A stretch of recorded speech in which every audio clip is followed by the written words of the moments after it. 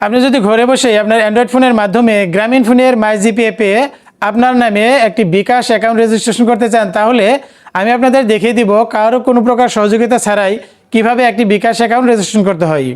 তো একটি বিকাশ account registration করার জন্য প্রথমত 4টি জিনিস লাগবে। একটি হচ্ছে আপনার এনআইডি কার্ড, আপনার উপস্থিতি, আপনার ফোনের মাইজিপি অ্যাপ, আর একটা হচ্ছে বায়োমেট্রিক্যালি আপনার নিজের নামে একটি ভেরিফাইড করা সিম থাকতে হবে। এই 4টি জিনিস থাকলে আপনি মাইজিপি অ্যাপে একটি বিকাশ অ্যাকাউন্ট রেজিস্ট্রেশন করতে পারবেন। তো বন্ধুরা, চলুন তাহলে মাইজিপি অ্যাপের মাধ্যমে কিভাবে বিকাশ অ্যাকাউন্ট রেজিস্ট্রেশন করতে হয় সেটি দেখে নেওয়া যাক। মাইজিপি অ্যাপে বিকাশ অ্যাকাউন্ট রেজিস্ট্রেশন করার জন্য প্রথমে মাইজিপি অ্যাপটি ওপেন করে দিবেন। মাইজিপি অ্যাপটি ওপেন করে দেওয়ার পর প্রথমে আপনাকে নিশ্চিত হতে হবে যে আপনি মাইজিপি অ্যাপের আপডেটেড ভার্সন ব্যবহার করছেন কিনা। যদি না করে থাকেন তাহলে অবশ্যই প্লে স্টোরে গিয়ে মাইজিপি অ্যাপটি আপডেট করে নেবেন। আপডেট করে নেওয়ার পর এখানে আপনি মাইজিপি অ্যাপটি ওপেন করে দেওয়ার পর এখানে সার্ভিস বলে একটা অপশন দেখতে পাবেন। এখানে আপনি এর উপর টাচ করে দেবেন।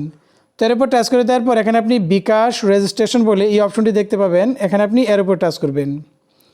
তো এর উপর টাচ করার পর এখানে আপনার যে নাম্বার থেকে আপনি যে নাম্বারে আপনি বিকাশ অ্যাকাউন্ট রেজিস্ট্রেশন করতে যাচ্ছেন সেই নাম্বারটি এখানে দেখতে পাবেন, এবং এই নাম্বারে কিন্তু আপনার একটি রেজিস্ট্রেশন পিন নাম্বার চলে আসবে। তাই এখানে আপনি এটা নিশ্চিত হবেন। নিশ্চিত হওয়ার পর এখানে আপনি নিচে কন্টিনিউর উপর টাচ করে দিবেন। তো কন্টিনিউর উপর টাচ করার সাথে সাথেই এখানে আপনার নোটিফিকেশনের মাধ্যমে ওয়ান টাইম একটি রেজিস্ট্রেশন নাম্বার দেওয়া হবে। আপনি সেই নাম্বারটি জাস্ট এখানে লিখে দিবেন। তো সেই রেজিস্ট্রেশন নাম্বারটি ওঠানোর পর এখানে আপনি কন্টিনিউর উপর টাচ করে দিবেন।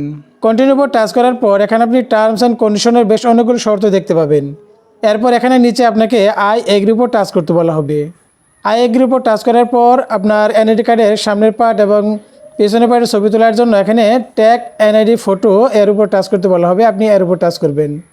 তো টাচ করার পর আপনার ফোনের ক্যামেরাটি ওপেন হয়ে যাবে। ওপেন হয়ে যাওয়ার পর আপনার এনআইডি কার্ডের সামনের পার্টের একদম স্বচ্ছ সুন্দর একদম সম্পূর্ণ একটা ছবি তুলে নেবেন। নেওয়ার পর এখানে আপনি সাবমিটের উপর টাচ করবেন। তো সাবমিটের উপর টাচ করার পর আপনার ফ্রন্ট পার্টের ছবি তোলা হয়ে গেলে এখানে আপনার ব্যাক পার্টে আরেকটি ছবি তুলতে বলা হবে। আপনি জাস্ট আপনার এনআইডি কার্ডের যে ব্যাক পার্ট রয়েছে অর্থাৎ অপর পৃষ্ঠা রয়েছে তার একটি স্বচ্ছ সুন্দর এবং ফুল ছবি তুলে নেবেন। তো নেওয়ার পর সেম একইভাবে এখানে আপনি সাবমিটের উপর টাচ করবেন। ভুল হলে আপনি রিটেক করতে পারবেন। তো আপনার এনআইডি কার্ডের ছবি যদি সুন্দরভাবে তোলা হয় তাহলে আপনার এনআইডি কার্ডের তথ্যগুলো এখানে আপনি দেখতে পাবেন। তো এখানে আপনি চাইলে আপনার ব্লাড গ্রুপটা এডিট করতে পারবেন। এখানে আপনি টাচ করে আপনার ব্লাড গ্রুপটা সেট করে দিতে পারবেন।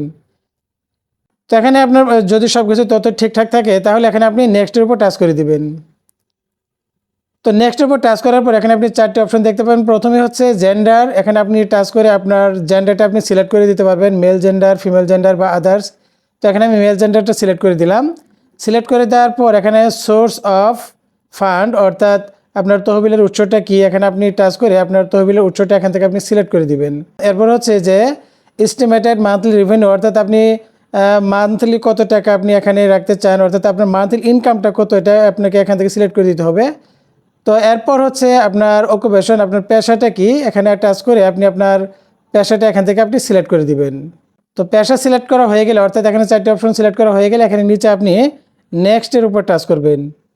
তো এখানে নেক্সটের উপর টাচ করার পর এখানে আপনার ফেসের একটি ছবি তুলতে পারলে হবে। উজ্জ্বল আলোয় একদম ঠিক সার্কেলের মাঝামাঝি অবস্থায় রেখে আপনি আপনার ফেসের একটি ক্লিয়ার ছবি তুলবেন। তো এর জন্য ট্যাগ এ পিকচার, এখানে আপনি এর উপর টাচ করবেন। টাচ করার পর আপনার ফোনের সেলফি ক্যামেরাটি ওপেন হয়ে যাবে। তো সেলফি ক্যামেরাটি ওপেন হয়ে যাওয়ার পর এখানে সার্কেলের মাঝামাঝি আপনার ফেসটি রাখবেন। তো এরপর আপনি আপনার ফেসটি ডানে বামে এবং উপর নিচে ঘোরাবেন। ঘোরানোর সাথে সাথে আপনার ফেসের ছবিটি উঠে যাবে। তবে ওঠার পর এখানে আপনি কনফার্মের উপর টাচ করবেন। তো আপনার সকল তথ্য যদি ঠিকঠাক থাকে তাহলে এখানে আইডেন্টিফিকেশন সাবমিটেড সাকসেসফুলি এই অপশনটি চলে আসবে। এরপর আপনাকে দেখানো হবে যে 48 ঘন্টার মধ্যেই আপনার বিকাশ অ্যাকাউন্টে রেজিস্ট্রেশন সাকসেসফুল হয়েছে কিনা অর্থাৎ অ্যাক্টিভেশন হয়েছে কিনা সেটা দেখাবে। আর আপনার বিকাশ অ্যাকাউন্টে যখন রেজিস্ট্রেশন সাকসেসফুল হয়ে যাবে অর্থাৎ অ্যাক্টিভেশন হয়ে যাবে তখন আপনি আপনার বিকাশ অ্যাকাউন্টে যখন লগ ইন করবেন, পিন নাম্বার সেট করবেন এবং কিছু কিছু শর্ত আছে যেগুলো আমি আপনাদের ডিসপ্লেতে দিয়ে দিব। এই শর্তগুলো পূরণ করার সাথে সাথেই আপনি 125 টাকা বোনাস হিসেবে পেয়ে যাবেন। তোমাদের এই ছিল আজকের এই ভিডিওটি কেমন লাগলো অবশ্যই কমেন্ট করে জানাবেন। আবার দেখাবো অন্য কোনো ভিডিওতে অন্য কোনো সময়। ততক্ষণ ভালো থাকুন সবাই। আসসালামু আলাইকুম।